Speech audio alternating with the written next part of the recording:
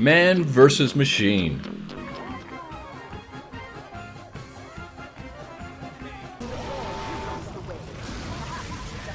For those who don't know it, this is a crazy co-op mode for TF2 where you and 5 teammates mow down wave after wave of robots who are trying to carry a giant nuke to your base. When you start off, you have a choice of different classes who all have their own skill set and own personality. This creates an amazing dynamic in the game. There is no other co-op game quite like this. Love that noise. When you're done messing around with that, pick a class. Probably best to start with a soldier until you figure out what you're supposed to be doing.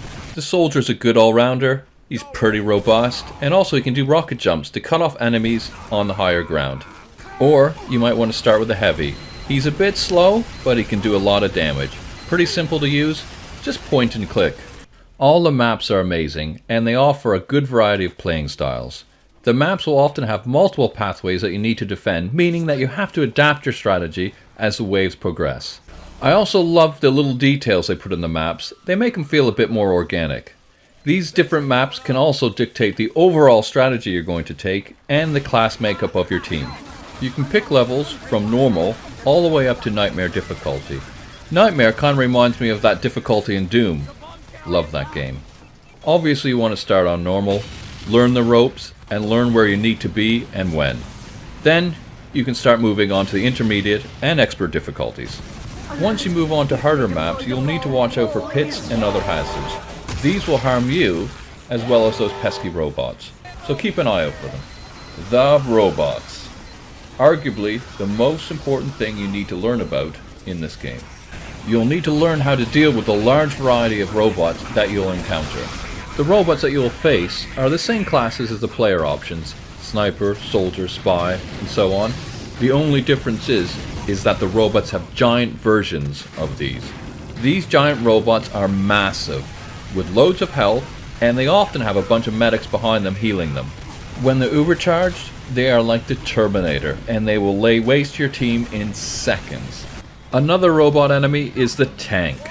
The tank doesn't attack you, it just rams its way through the map to deliver a giant nuke to your base. These tanks are tough. Oddly, sometimes I find it better just to attack with a knife or a bat. It's totally illogical, but it works. Not that you could do this in real life. I find the pyro can be quite effective against the tank. The pyro is also good for pushing back the nuke carrier. I love doing this. Hold on for a second. Go, go, go, go, go. Ah, there you go. There's another unique enemy, the Sentry Buster. This is a heavy hitter and very difficult to destroy before it reaches its target. But even the most novice engineer can fool the Sentry Buster to go off without losing their sentry. The engineer is another nice class to use when you're learning man versus machine. The engineer can form the backbone of the defense, and with its sentry and mini sentry, it's like having 2.5 extra teammates. And if things get too intense for you, just hide in the corner and let your sentry do all the work. Just sit back, have a cup of tea, and enjoy the show. The engineer also builds the dispenser, which gives extra ammo to your teammates. This is especially important for the heavy, who can eat through ammo like a demon. After you've played the game for a while, you'll probably want to move on to the more difficult classes like the sniper. And in Man vs. Machine, it's all about those exploding headshots.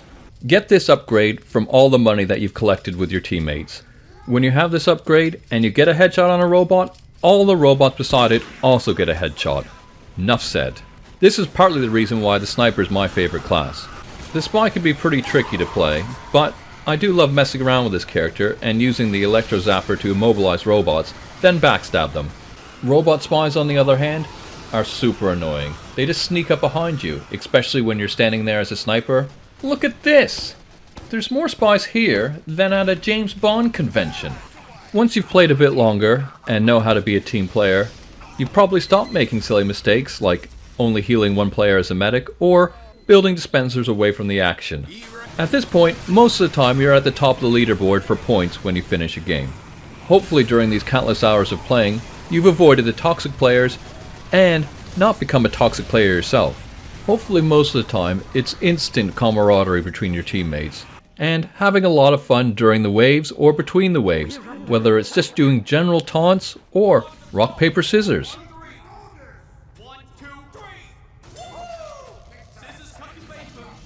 So what I'm getting to is at this point you're probably looking for a greater challenge. So, you know the game, what's next?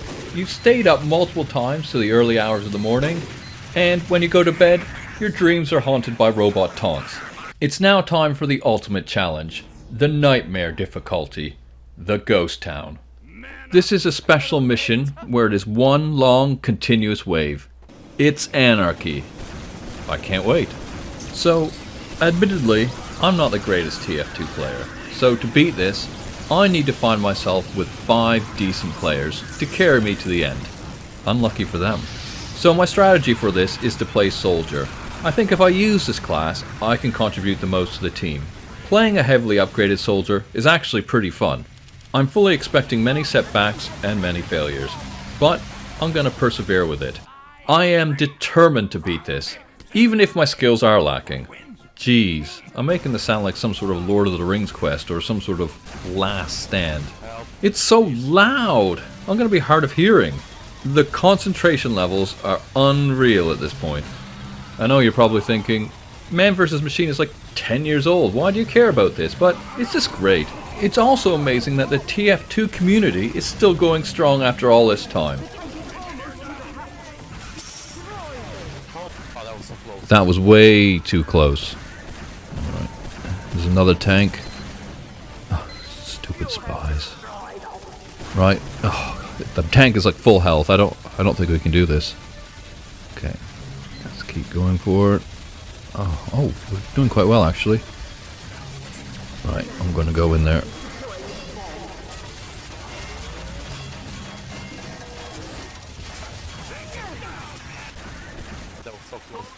Woo! 2 times lucky.